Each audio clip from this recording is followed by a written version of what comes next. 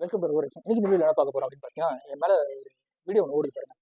என்ன அப்படின்னு பார்த்தீங்கன்னா, ஆர்பிஎஸ் போலீஸ்காரர் வந்து ஒரு திருநங்கை வந்து கண்மூடித்தனமா அடிக்கிறாங்க. பார்க்கும்போதே வந்து ரொம்ப கஷ்டமா இருக்குங்க. ஏன்னா ஆர்பிஎஸ் போலீஸ்காரங்க எப்படி இருப்பாங்க, ஆள் வந்து நல்ல வாட்ட சாட்டமா இருப்பாங்க.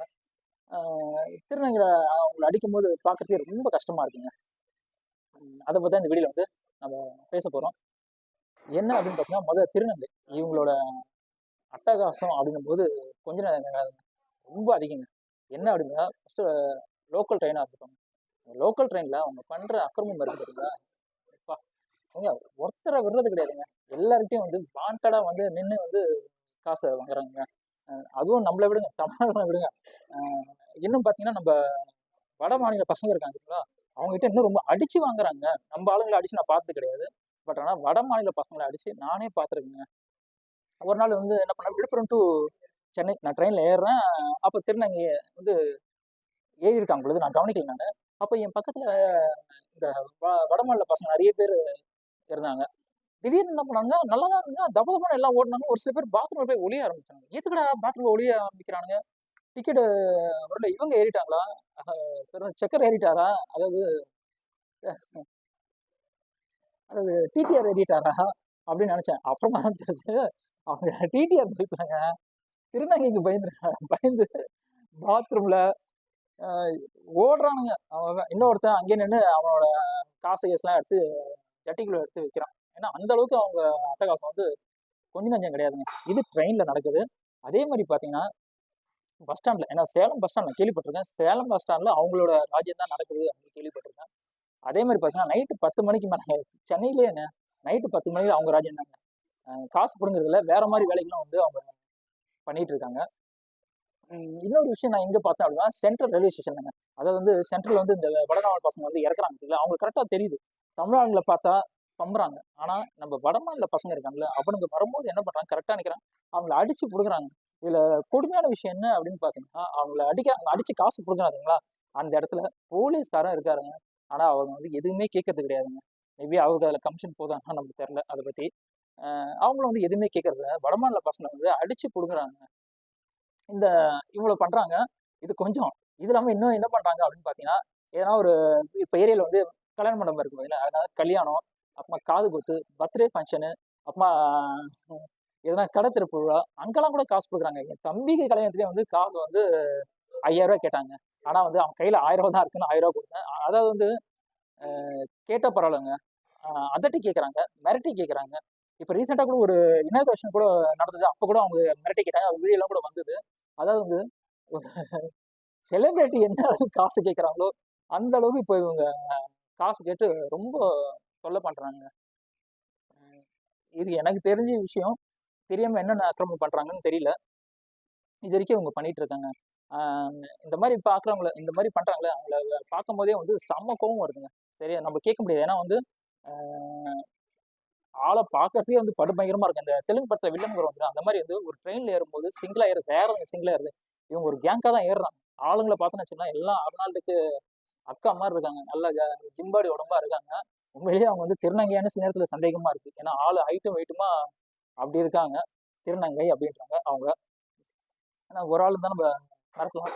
3-4 பேர் ஆள் இருக்காங்க. அதனால வந்து நம்ம அவங்களை எதுவும் வந்து இது பண்ண முடியாது. நம்ம கிட்ட கேட்கும்போது நம்ம பூர்வத்தை தூக்கிட்டு அப்படி கொஞ்சம் மறைச்சிட்டு சில்லற இல்லம்மா அப்படின்னா போதும், கம்முன்னு போயிடுறாங்க. ஆனா வடமாநில பசங்க ரொம்ப பாவம். ஏற்கனவே வந்து கஷ்டத்துக்காக தான் இங்க வேலைக்கு வராங்க. இருக்கிறதையும் அவங்க வந்து பிடுங்கிட்டு இருக்காங்க. இந்த மாதிரி எல்லா பொது நிகழ்ச்சியிலும் சரி, இவங்களோட அக்கிரமம் வந்து கொஞ்சம் கொஞ்சம் கிடையாதுங்க. இது இவங்க பண்ற அக்கிரமம். இவங்க பண்ற அக்கிரமம். அது இல்லாம பாத்தீங்கன்னா, ஒரு சில திருநங்கை தாங்க இந்த மாதிரி இருக்காங்க. ஆனா எல்லாரையும் அவங்க சொல்ல மாட்டாங்க. ஏன்னா வந்து நிறைய திருநங்கைங்க நம்மளுக்கே தெரியும், ஐடில இருக்கிறாங்க. அப்புறமா வந்து நிறைய தொழில் வந்து நல்ல ஒரு பொசிஷன்ல வந்து நிறைய திருநங்கைகள் இருக்காங்க. ஆனா ஒரு சில திருநங்கைகளால எல்லாருக்குமே வந்து கெட்ட பேருங்க. திருநங்கைனாலே இதுக்காகவே வந்து யாரும் வந்து மதிக்கிறது கிடையாது. அவளை ஏங்க நம்ம டிவிக்கே இருக்காருல்ல விஜயனா, அவங்க கூட ஒரு திருவிக்கு ஒரு திருநங்கைக்கு வந்து சீட் கொடுத்து அவங்கள வந்து அறிமுகப்படுத்துறாரு. உண்மையிலேயே வந்து ரொம்ப பெரிய விஷயங்க. எனக்கு தெரிஞ்சு தமிழ்நாட்டுல எந்த கட்சியும் வந்து அவங்களுக்கு வந்து ஆதரவு தரலைங்க. ஆனா விஜய் நான் கொடுத்துருக்காரு. உண்மையிலேயே வந்து ரொம்ப ஒரு சந்தோஷமான விஷயம். அதனால வந்து இவங்களை அடிக்கிறாங்க. இவங்க அந்த ட்ரெயினில் என்ன பண்ணாங்கன்னு தெரியல. அதனால வந்து ஆர்பிஎஃப் போலீஸ்கார் வந்து அவங்களை வந்து கண்டிக்கிறாரு. இந்த வீடியோ வந்து திருநங்கை பார்க்குறாங்க அப்படின்னா அவங்களுக்கு நான் சொல்றது ஒன்றே ஒன்று தாங்க. எவ்வளோ திருநங்கைகளை பாருங்க, எவ்வளோ கஷ்டப்பட்டு வாழ்க்கையில் முன்னேறுறாங்க. எல்லாருக்கும் கஷ்டம் இருக்குதாங்க சரி, கஷ்டம் யாருக்கும் இல்லாமல் இல்லைங்க, எல்லாருக்கும் கஷ்டம் தான் இருக்குது. எல்லா கஷ்டமும் அதை தாண்டி வரணுங்க.